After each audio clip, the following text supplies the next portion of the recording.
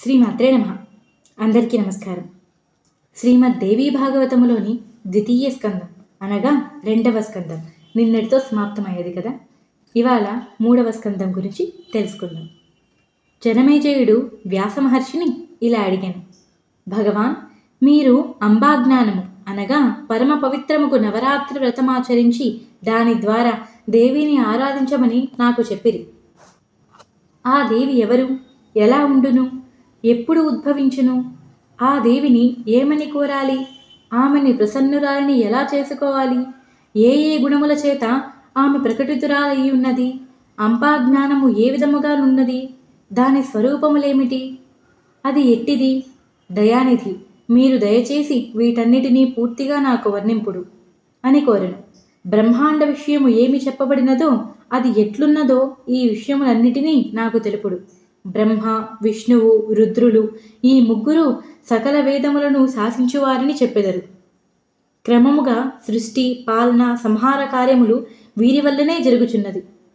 పరాశరనందనుండవగు వ్యాసమహర్షి, ఇప్పుడు నీవు వీరిని గూర్చి పూర్తిగా నాకు చెప్పుము, దయచేసి దీనిని తెలుపుడు అని ప్రార్థించాడు.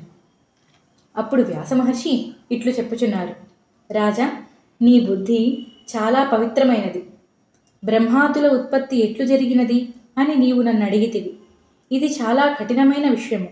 దాని నుండి అనేక విషయములు పుట్టును.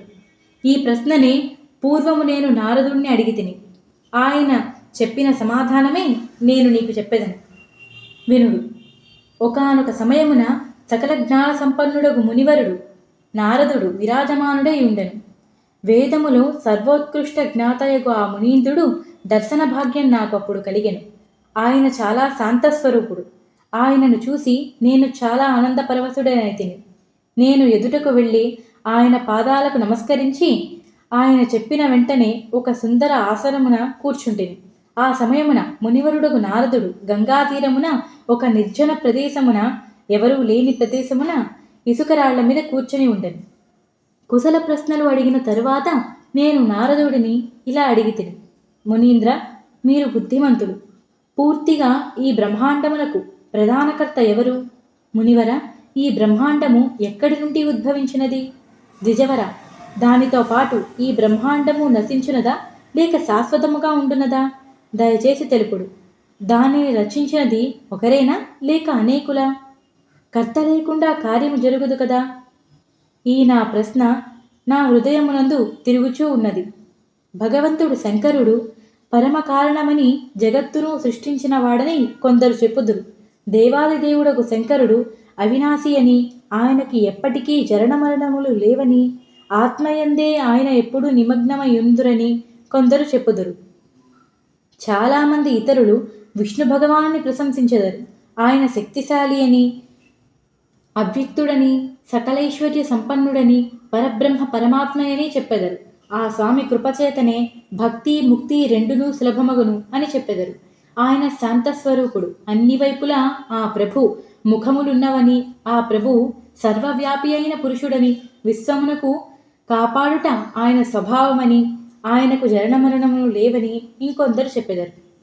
ఇతరులు కొందరు బ్రహ్మ సృష్టికి ప్రధాన కార్యమని చెప్పెదరు. బ్రహ్మయే సర్వవేత్తయకు పురుషుడని వారి వాదన.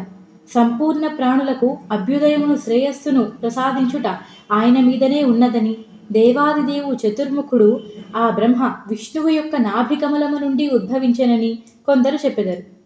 కొందరు వేదవిధులు సర్వైశ్వర్యుడు సూర్యుడే జగత్తుకు మూలమని చెప్పెదరు.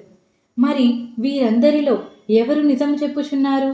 వేటిని కొలవాలి అని వ్యాసమహర్షి నారదుడిని అడిగారు. నారదుడు తిరిగి వ్యాసమహర్షికి ఏం చెప్పారు అనేది నెక్స్ట్ పార్ట్లో తెలుసుకుందాం. ఇవాటికి ఇక్కడితో సమాప్తం. ఛానల్ని లైక్ చేసి సబ్స్క్రైబ్ చేసుకొని పక్కనే ఉన్న బెల్ సింబల్ని ఆన్ చేసుకోవడం మర్చిపోకండి.